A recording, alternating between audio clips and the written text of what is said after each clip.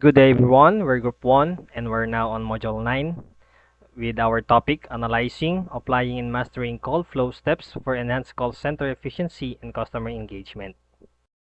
But before we proceed, I want you to meet our team. I'm Gaviola John Lawrence M. together with Versosa Marcangelo, and because of health issues, Janus Santos can't report. In the scenario 2, the customer was an elderly man whose tone was confused and anxious from the beginning. He was having difficulty following the technical steps provided by the agent. His frustration built up as the instructions became more complex, and he began to repeat himself and express helplessness. He used phrases like "this is very complicated" and "I don't understand what you're saying," which showed that he felt overwhelmed. The agent's tone remained technical and not very adaptive to the customer's need, which worsened the situation. The customer wasn't yelling, but you could hear the rising stress and panic in his voice.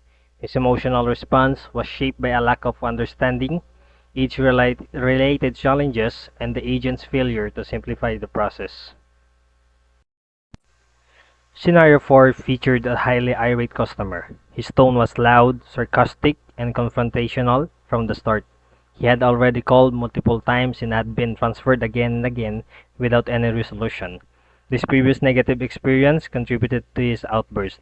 He shouted things like don't transfer me again, and cursed with phrases such as "this is bullshit," showing the peak of his anger. He even said things like "it is a fucking prank," expressing both disbelief and hostility. The emotional state here was rooted in repeated miscommunication, a perceived lack of accountability, and broken trust.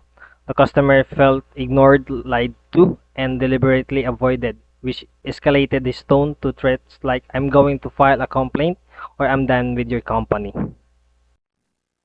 In scenario 6, the customer initially had a polite and cooperative tone, addressing the agent respectfully. However, as the conversation progressed, the customer grew more irritated due to the agent's inability to record his DSL number and callback number correctly. The repetition became exhausting, and his tone shifted from neutral to sarcastic, saying things like "for the millionth time" and "are you drunk or something?" His voice reflected incredulity, and he accused the agent of making up numbers. His emotional state was a mix of exhaustion, disbelief, and annoyance, triggered by poor listening skills and repeated errors from the agent. Despite his intention to complete a simple request, the miscommunication made him feel unheard and disrespected. Moving forward to the customer's concern, in scenario 2, it was straightforward. The elderly customer wanted to connect his internet modem but was struggling to follow the setup process. He didn't explicitly complain about the service or product but repeatedly asked for clear instructions. His challenge was understanding technical language, which was not simplified for him. The issue here wasn't with the product but with how the agent delivered support. There was no effort to match the customer's communication style or break things down clearly. This concern falls under miscommunication and lack of customer adaptation in service delivery. In scenario 4, the main issue was the repeated failure to connect the customer to a specific agent named Michelle.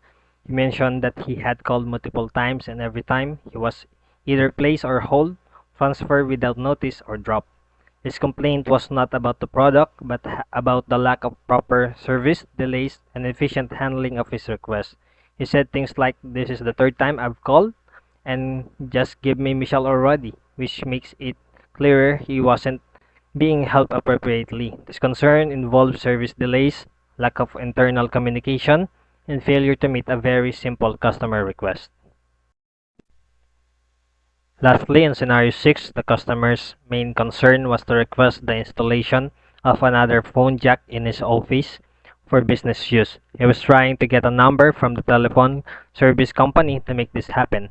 However, the constant miscommunication around numbers, both his DSL number and his callback number, led to a much bigger issue.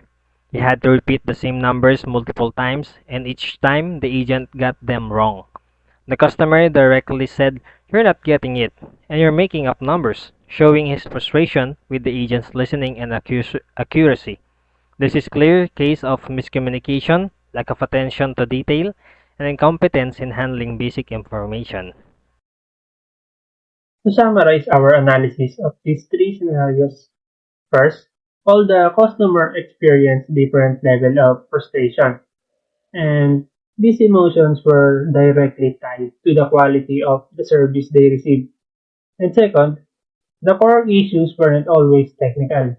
They were communication based, the lack of active listening, patience, and the empathy from the agents contributed to customer dissatisfaction.